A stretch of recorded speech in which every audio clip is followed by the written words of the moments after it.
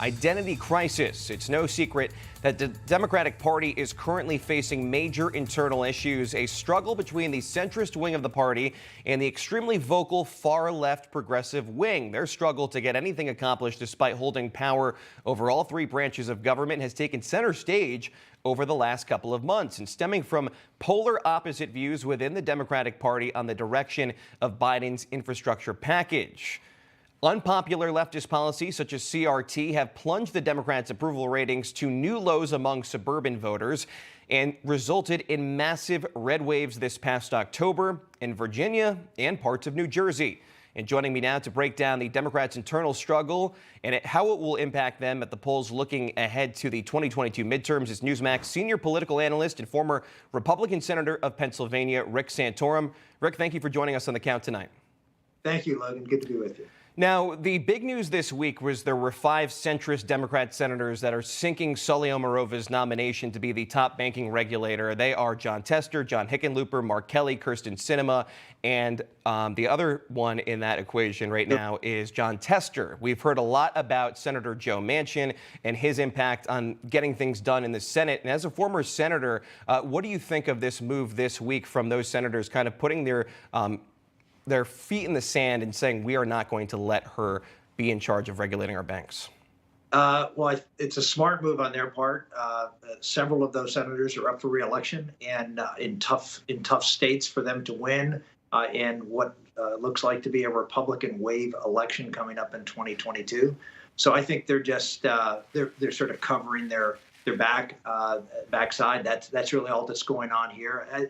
You know, what the fundamental problem is the Democratic Party is now controlled by the progressive wing. I mean, that Joe Biden ceded control to them, even though he campaigned as a moderate, campaigned as someone who was going to unite the country. He ceded control of his agenda to the radical left. And that's what's caused this breakdown of the Democratic brand. That's not who they elected. They didn't elect the radical left. They elected a moderate Joe Biden. They rejected Bernie Sanders, but they got Bernie Sanders instead of Joe Biden. Now, Senate Majority Leader Chuck Schumer, his policies have evolved to become more progressive. Do you think that is the influence of Nancy Pelosi, or do you think that Schumer and Pelosi right now are being so pressured by the squad and these progressives and Bernie Sanders that they're kind of backed into a corner and going along with them? Yeah, I mean, it's true in both parties that the base is who motivates both donations and voters to come out, and the Democratic Party now is controlled by the base, which is the progressive wing. It has exploded over the last decade under Barack Obama, and then tried to resist Donald Trump. The left has really taken control, and Nancy Pelosi, who is from San Francisco, as John Fund was saying, I mean the heart of liberalism in America.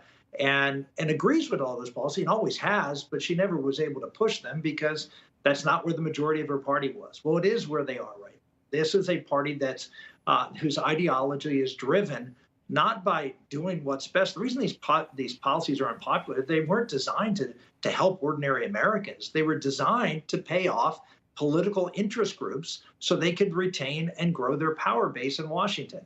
And it turns out that those policies aren't really popular and don't really work, and as a result, you're seeing the kind of drag in the polls that you've seen over the last few months. Now, a recent poll came out showing President Biden's approval numbers by state. He was only above water in 6 states, and when you look at the Republican win in Virginia and the gains in New Jersey, do you think that avalanche is going to continue for the Democrats in the sense that independents might be waking up and saying the Republican Party might not be perfect, but they're offering something more of what I'm looking for? Well, there's 2 things. Number one, Joe Biden isn't personally that popular. I mean, he's not Barack Obama. Barack Obama ran into this problem when he was first elected. He tried to pass a bunch of very hard left things. He ended up succeeding in passing them. Unlike the Democrats, they don't learn by the past. Obama passed his 2 signature bills, both the bailout and as well as the Obamacare, and they got crushed in the midterm election. And so passing things that are unpopular don't help. So passing this other bill, which is the Democrats say they need to do, is not going to help. what saved Barack Obama, even in the midterms, and obviously helped him get reelected, was he was personally very popular. He had a charisma. He connected with the American public on a lot of areas.